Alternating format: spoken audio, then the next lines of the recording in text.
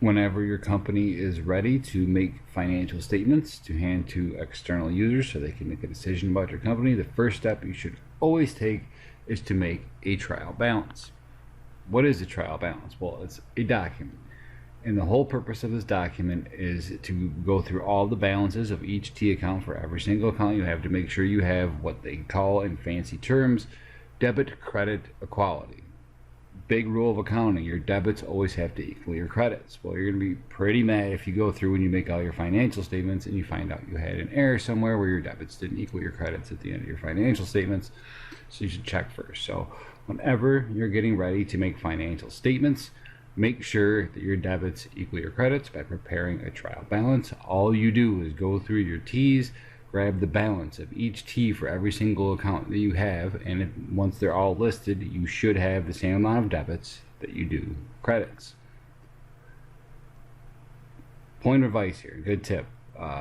When you prepare your trial balance, you should always prepare the accounts in the same order. Cash, land, office supplies, accounts receivable. What are all those accounts? They're all things that we're going to use to make money in the future, which means they're all assets. So start your trial balance by putting your assets first. They don't necessarily have to be in this order by account names, but you should have all of your assets in the top of your trial balance. Next up, we've got accounts payable, utilities payable, and unearned revenue. What are those? They're all things that we owe to another party, which means they are liabilities. So list your liabilities underneath your assets. We have owner's capital, which is our sole equity account. You want equity to be your third type of account listed. Owner's withdrawals, which is our withdrawing account. You want to list that underneath. Then your revenues, we only have one, which is service revenue.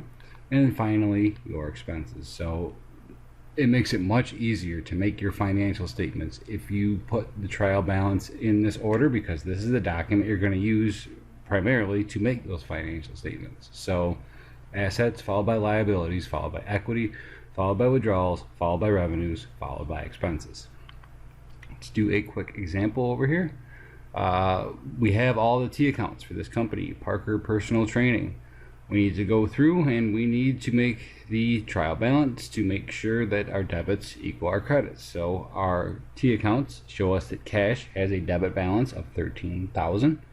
Well, we're going to move that $13,000 into the debit column of our trial balance. Accounts receivable has a debit balance of $2,200. Move that over. Supplies has a debit balance of $4,000. Equipment has a debit balance of $34,000. Accounts payable has a credit balance of $5,000. So we're going to put that in our trial balance, and we're going to make sure we put it on the credit side. Utilities payable, credit balance of $600. Advertising payable, credit balance of $2,200. Sims Capital, credit balance of $47,000. Sims withdrawals, $2,200 on the debit side. Debit balance, make sure you put it in the debit column. Service revenue has a $9,000 credit balance.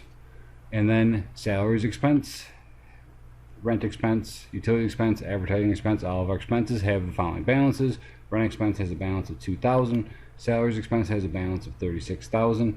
Utilities expense has a balance of $600. And advertising expense has a balance of $2,200, all on the debit side, because expenses should always have a debit balance.